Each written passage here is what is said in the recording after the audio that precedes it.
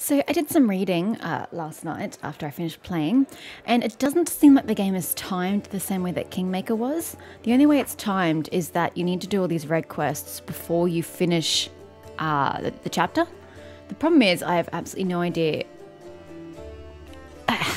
what the end of the chapter is, what will prompt the end of the chapter, because none of this, I don't know what main quest is here. These all seem like side quests. So I'm not entirely certain how to fix this. What does... Oh, that just means they're new. So I really don't know. Can we hide? There we go. They were completed. I'd say that seemed weird. So I'm not quite sure what's going to push the game forward accidentally and miss out on finishing things. I'm really not sure how that's going to work. So that's good, at least that that's the only sense of being like time gated. I'm not going to have to stress about rests. Assuming this information is right. It's assuming the information is right. So I'm going to rest whenever I bloody feel like it. Okay, who was I speaking with? This way, then I led to the basement. Yeah, let's go this way. Is there anyone here? Oh, there's some loot. I'll take that. Who are you? Jernug. Jernug. A young man in well-worn travelling clothes and a simple wooden symbol of Aristil on his chest is efficiently cutting a linen rope into strips to use as bandages.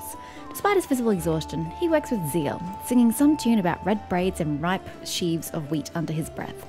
He raises his warm, chestnut-coloured eyes to you. Are you one of the Crusaders? Thank you for defending those of us whose talents lie off the battlefield. I'm Jerna, servant of Aristil. Pleased to meet you. No picture, so he's not...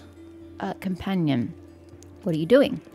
I only took my holy orders recently, so my god has only bestowed a little of his power upon me as yet.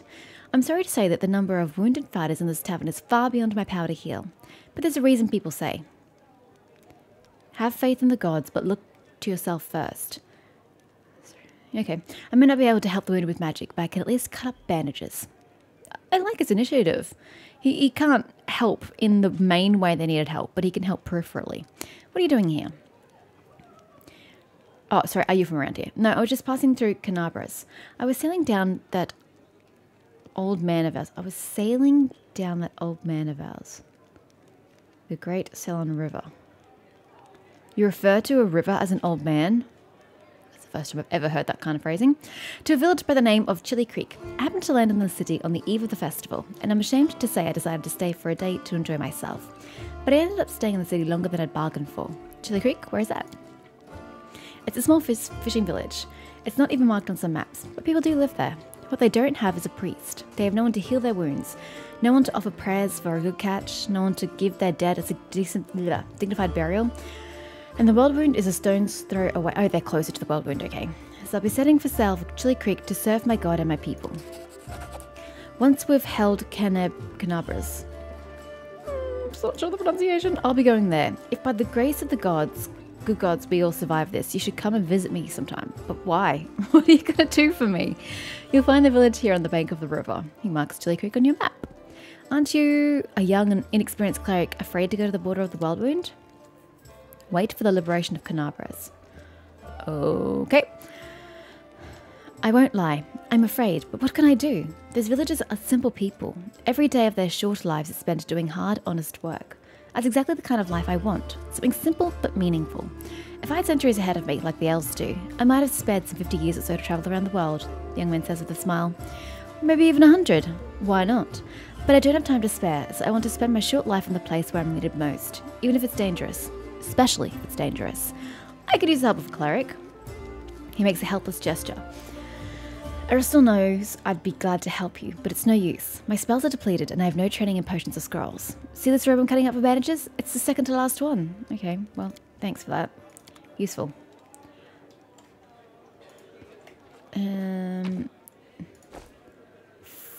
Fawn Autumn Haze. Hello, you're a person? A tall, fragile-looking elf sits in front of you, eyes closed. He's pale as a ghost, his arm wrapped in a blood-stained bandage. You spot other bandages on his body under his clothes. But even in such a miserable state, he manages to keep calm. Raising his eyes to meet yours, he says faintly, I am Fawn Autumn Haze, at your service. His pale lips are reddened by blood, but you see no signs of pain or fear in his eyes. I don't know what this really matters. Do you need help? After giving you a cold, intense look, he shakes his head. Do not trouble yourself on my behalf. A local healer tended to me. Besides, I come from a resilient, hardy people. My body will endure both the wounds and the poison delivered through them. Who are you? My name is Fawn Autumn Haze, you already said that. I've come here from Kyonan because I am a hunter, and all minions of evil are my quarry. I won't say more than that, if you don't mind. We are strangers, and of different races and cultures. I'd rather not tell you more than is necessary. I mean, that's okay. I'm a prying stranger. I am Lyria. You can trust me. I might be able to help you. Who wounded you? A sinner and accomplice to demons. The quarry I am hunting in this inhospitable place. After a brief pause, Fawn says, it would be impolite to refuse such a direct and friendly offer. Who is your quarry here in Mendev? I was hunting a fugitive, a Descarite by the name of Kaelessa. It pains me to admit that there are heinous malefactors such as her among my noble kind, so she's an elf. I managed to catch up to her in Canabras, and I wounded her. Then demons appeared and the city was engulfed in flames. I was injured in the battle that ensued, and couldn't free her soul from its service to her dark masters. He expresses no anger or hatred as he speaks, only compassionate sorrow. I am sorry for misfortune. I hope things will turn out differently next time. You're not that great of a hunter, it would seem. Ha! He purses his lips. There is no need for pity. Our ancient kind is blessed with great longevity. We gain a deeper understanding of the world other than other races, and we learn our lessons better than anyone. That goes for learning our mistakes as well. I survived, which means I'll be more prepared when next we meet. I wish to aid you in your hunt. Vaughn covers his eyes wearily. I thank you, but this is my mission, and I'm used to facing all manner of terrors on my own. I'm just getting side quests left, right, and centre. I do appreciate your willingness to help. If you ever happen to meet Kaelessa, take caution. She has turned many innocent souls to the path of evil, and the darkness has rewarded her with many gifts. Her appearance alone will tell you that. It is warped. The agate skin, the malicious stare of her blood-red eyes, the bestial teeth. She's more monster than enough at this point. What does she look like? Seela's gonna roll this? She's not even technically part of my party in this moment in time. Failed! So I have to find and kill Kaelessa, but I have no idea what she looks like. Great. Her skin is dark. Her hair... Okay, he's telling me. Then what kind of world check did I fail? Her skin is dark. Her hair preternaturally white. Her red eyes can see perfectly in the dark, which, to my dismay, I've come to know from experience. But bright light causes her pain. Ooh. I used an alchemical powder that explodes in a dazzling flash, and she cried out as if I had stabbed her. So daze would be quite useful against her, I guess.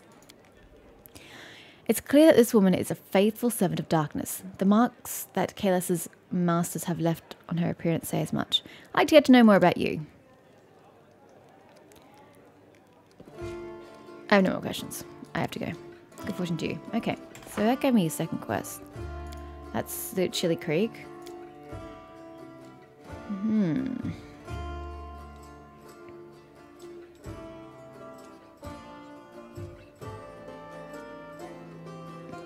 I don't know, that's just the be prepared one. Anyway, I'm checking out the basement. Okay, there seems to be loot here. I don't want any of that. Oh wait, I can sell it immediately, can't I?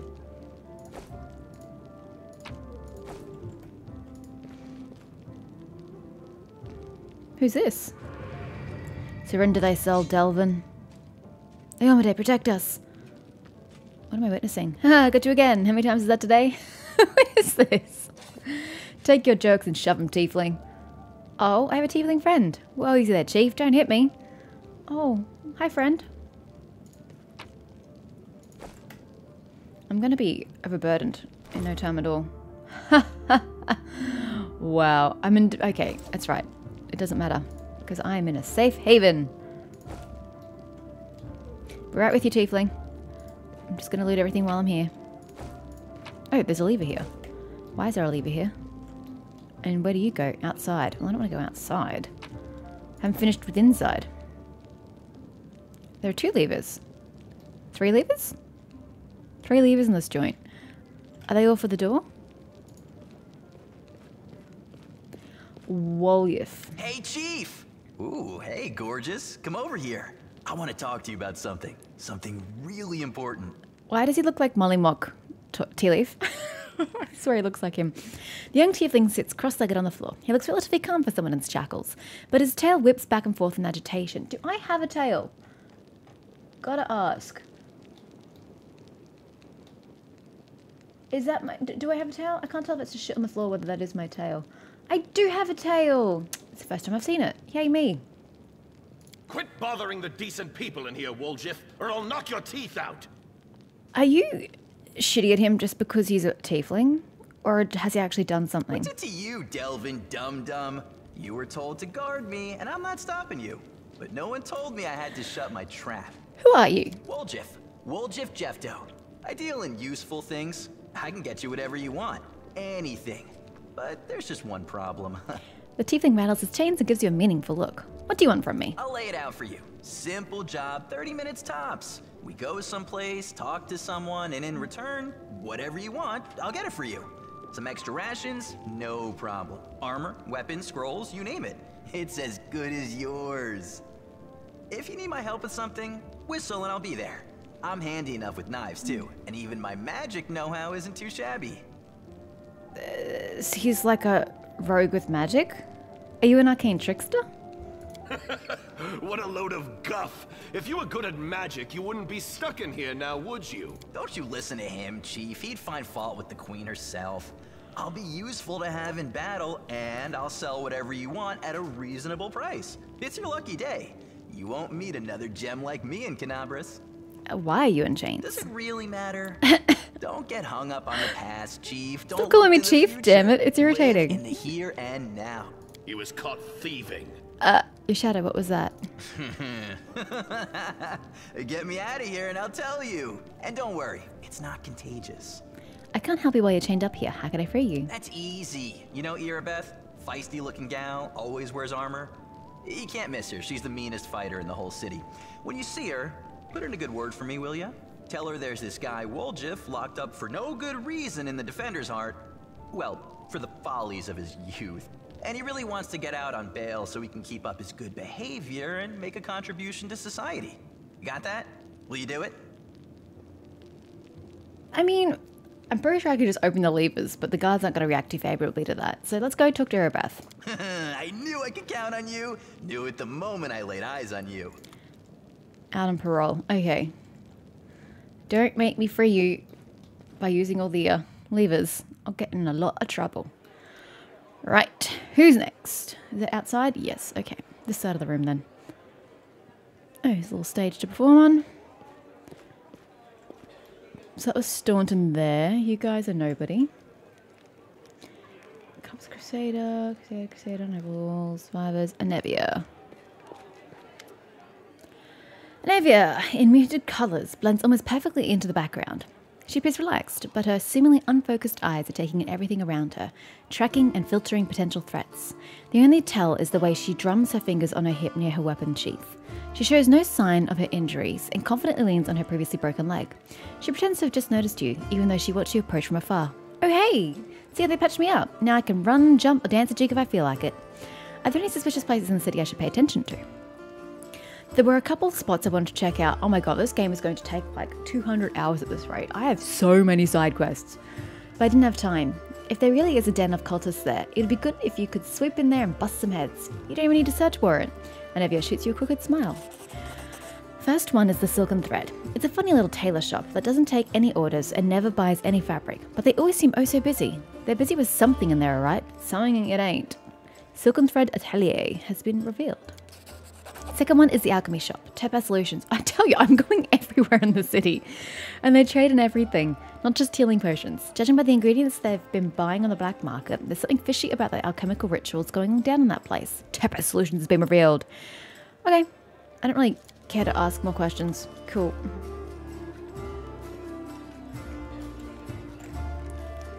Chiado. Hi, Chiado. Visali. Rathimus.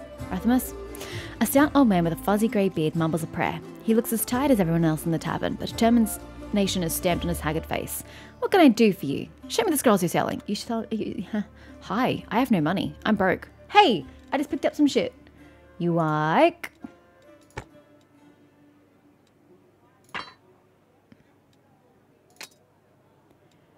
Let's keep in that, just in case. What else did I pick up? Animal hide. Oh, do I have to, like, actually use that? Don't know. I'll have to figure that out in a sec. Oops, wrong button.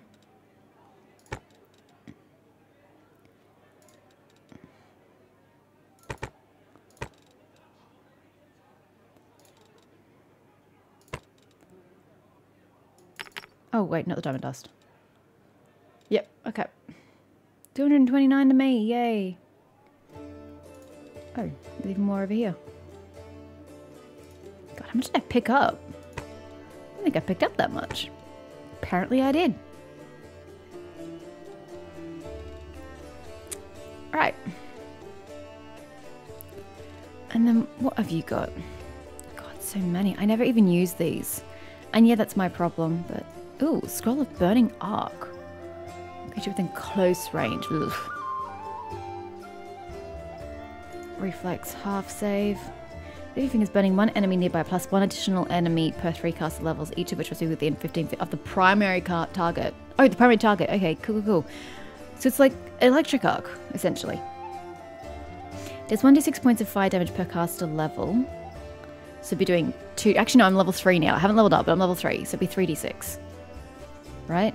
To the primary target. For every additional target, reduce the number of damage dice by half. That's still not bad. I quite like that. How much is that? 150. That's a lot. Ooh, Scroll of Haste. Oh, you're so expensive though. Okay, making a full attack. A hasted creature may make 1 extra attack with its main weapon. Oh, that's amazing. Ah, that's so cool. That's so expensive. Can I get haste as a spell? That'd be useful. You got diamond dust, but no diamond. God, I'm gonna be here all day. Oh. I really need to be buying stuff for my people.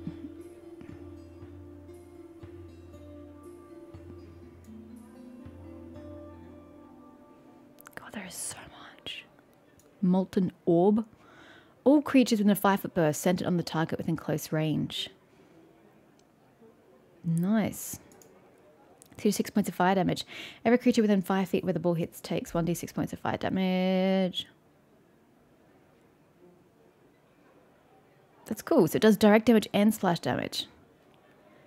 And they've got burn. That's amazing. I like that, but I don't know that my casters... Oh, she will be actually. Camellia will be in range. Oh, the level up symbol's disappeared since I got out of the game. Why is that? Oh, it's not in the screen. I've got it in inventory. That's right. That sounds really cool though. Bone Shaker.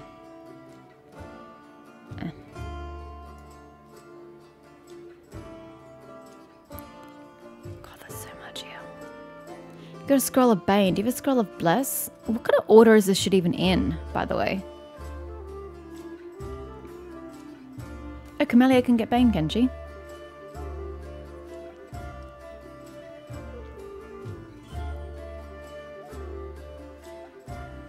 Well, nice within 30-foot burst. That's not bad.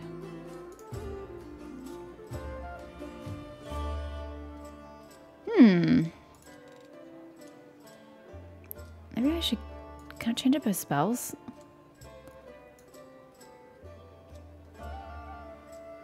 It also grants her a plus 2 natural armor bonus to AC. Hey! She has the Ice Plant Hex. God, that's expensive though. Holy Smite. Alchemist kits. Scroll Scriber's kits. So that's what I would need to buy to be able to make potions and scribe scrolls. That's a lot of cool ingredients. Oh, no diamonds though. Didn't see any diamonds. Oh, even more. Oh my gosh. You have so many. Whoa. There are way too many spells in this game. Holy shit. Look at them all. Jesus Christ. I am not reading through all that. Let's just find the one I liked. What was it? Molten Orb? No. The other one before that. There was a fire one somewhere, wasn't there? Burning arc. I like the sound of burning arc. If I pay 19, I can get 2 of them. Deal. Okay. Thank you for that. Who is that boy with you? What boy? Where? I don't see a boy. I don't see a boy. Oh, that one there? I guess. Is it just me or does that kid have blue hair? Who are you?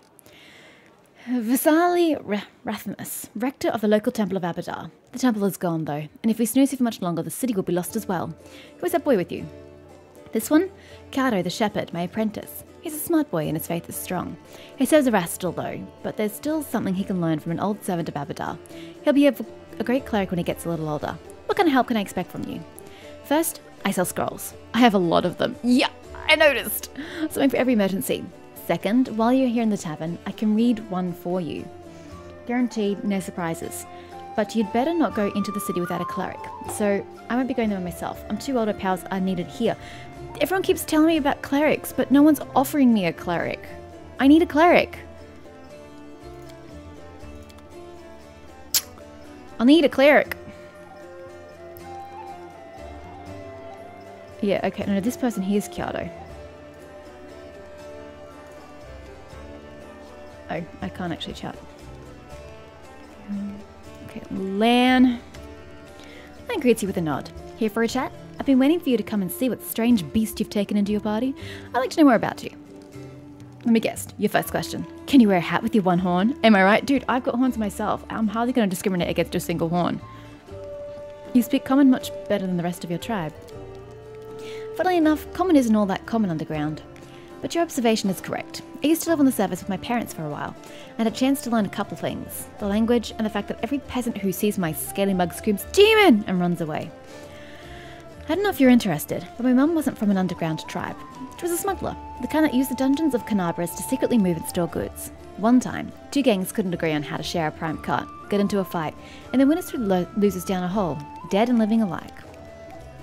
My dad went to check if the corpses had anything useful on them, and he found a girl from the surface, barely clinging to life. An incredible feeling sparked between them. Or maybe the girl just liked men with scales and a cat nose. That might be it. Ah, so that answers my question. Though he has the scales, he has a cat nose. So where did your features come from? The abyss must affect every child differently. One way or another, he got her back on her feet, and he later even left his home caves. She left her smuggling behind, and they began an honest life together. That's the delightful story of how old Lan came into this world. The next chapter, however. My family and I never stayed in one place for long. We lived sometimes on the surface, sometimes underground. We couldn't find a place to call home. Living in the caves was hard on my mum, and my dad's appearance raised too many questions in Mendev. They're at war against the demons, after all. In the end, my parents decided to stop making each other miserable and separated. My father and I returned to our tribe. I think the peasants screaming demon had something to do with it. Maybe Dad just couldn't stand life without rat tail soup. I wouldn't rule out the possibility. Would you come with me so you could see the surface again? No, that wasn't it. I just don't have much patience for certain types of creatures. Demons, I mean. If they want to destroy Canabras, I'll be on the side of the people they're attacking. Lan looks away. Lan, you're my companion, and companions should trust each other. I'm counting on you to give me honest answers, not excuses. He looks ashamed. I guess you're right. I shouldn't have been so evasive. It's just that some things are hard to talk about. My family, for example. My birth, hell take me, turned out to be a great misfortune for my parents, all because I'm relatively healthy. I'm the best thing that can come from a marriage between a cave-dwelling mongrel and anyone from the surface. A healthy child with the right number of hands and feet, no apparent defects, no missing organs or adult problems. They saw hope in me, so risked having more children. They thought it would somehow be over. Oh no, what happened to the other children? A growl edges into Lan's voice. Lan. I could have had 4 brothers. The first was born 2 years after me and died 3 years later. He didn't have a nose, nothing even remotely resembling one. He could only breathe through his mouth. Mum and Dad were afraid to take their eyes off him, for fear he'd choke and suffocate on something. But in the end, it was his weak heart that killed him. Then there was another pregnancy, and birth. I pretended I was sleeping, but snuck out of my bedroom and listened under the door. All those hours. It was very strange, but I never heard the newborn screaming. Mum moaning, yes, the priest praying. Then I dared to open the door a little and looked inside. The priest stood there very pale. One of them was holding something, a small object that fit in his palm. He asked, "Do you know what this is?" And the other said, "I think it's a head." Oh, God. Please go on. Enough. You don't have to keep going if it hurts you.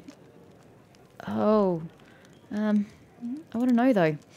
He pauses as Exalza continues in steadier voice. It turned out that this time Mum was expecting triplets. The first of the babies was born in pieces. And the two... Oh, my God. That's multiple births of pieces. And the two others didn't live long enough to draw their first breath. About 3 weeks later, my father took me to the caves. He didn't want to leave. I could see it in his face, but I think my mum decided it together. The curse my people have carried since the first crusade stood between them, not to mention the 4 dead babies. And old age was rapidly taking its toll on my father. After he returned to the cave, he only lived another 4 years. So if you're asking me why I decided to give up...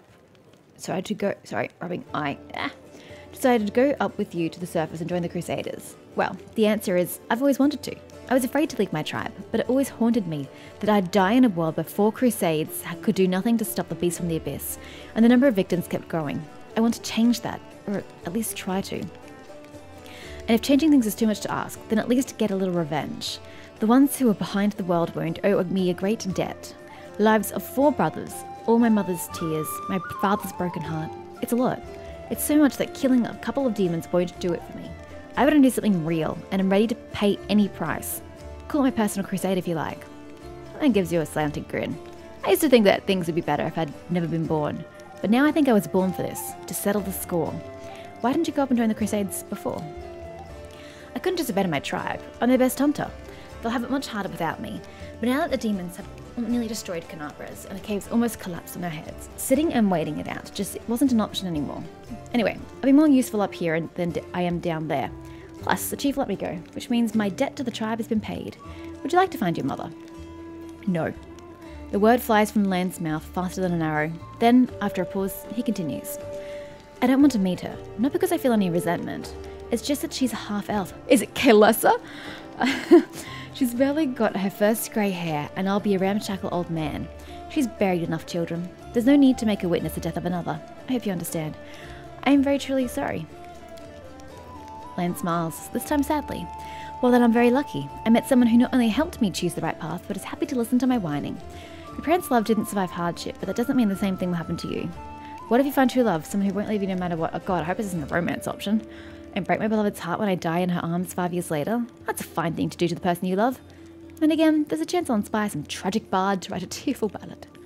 Thanks for sharing, Lan. Mongrels have short lifespans, but you don't look like you're getting old or dying. How old are you? He chuckles. I'm as old as I look, no surprises there. But remember Sol?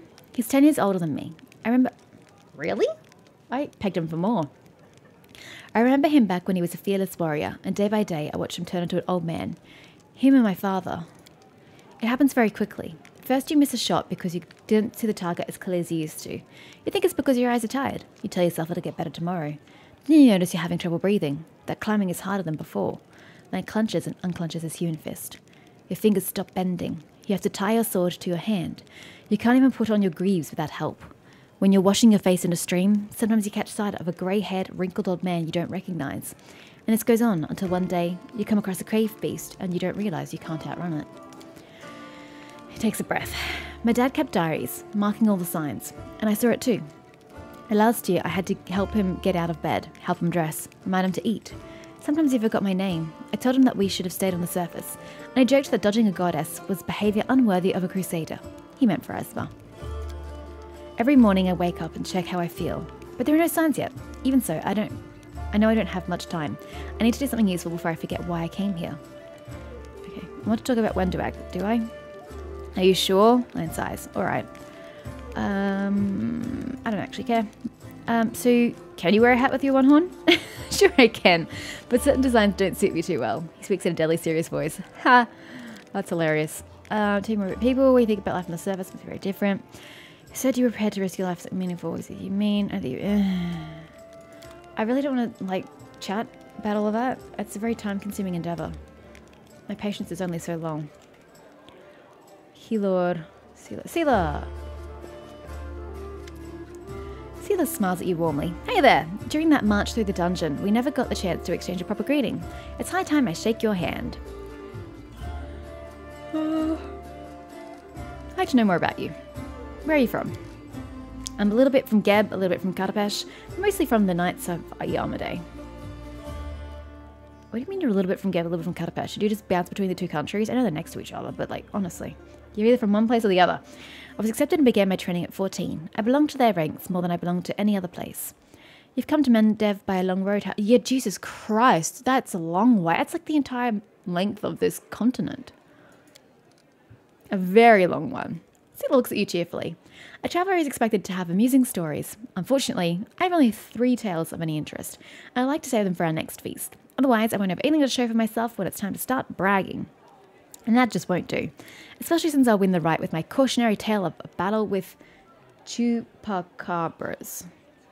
You can't tempt me with a story about fighting chupacabras and then not follow through. What are chupacabras, by the way? Incredibly repulsive magical beasts, fast and dangerous. They can... Well, it looks like someone's fooled me into starting the tale. I guess now I'll have to tell the whole story. Oh, damn. Picture a small town in Kadira. You were in Kadira? You got to Mendev via Kadira? Jesus, you definitely had a long path. And down in the dungeon, there's 2 murderers waiting to be executed. The gallows are already built for them. The rope's been bought, but sometimes life takes a surprising turn. Suddenly, a paladin of Iamade appears in the doorway and offers the murderers a deal. If they go with her to fight some monsters, they live. If they survive, that is. There's a big difference between imminent death and probable death with a glimmer of hope, wouldn't you say? So here we are, travelling through the desert.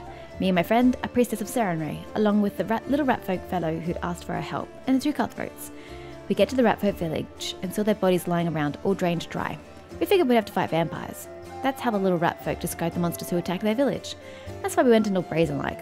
Sun was high, and the vampires couldn't attack until dusk. Oh no, you fools.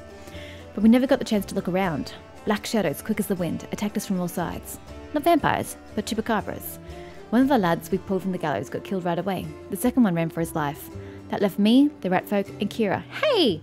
That was the name of the priestess, and we all steeled ourselves for the fight of our lives. Ha! It's funny because my Kira worships Sarenrae, also Desna. She can't choose, but Sarenrae is one of her deities.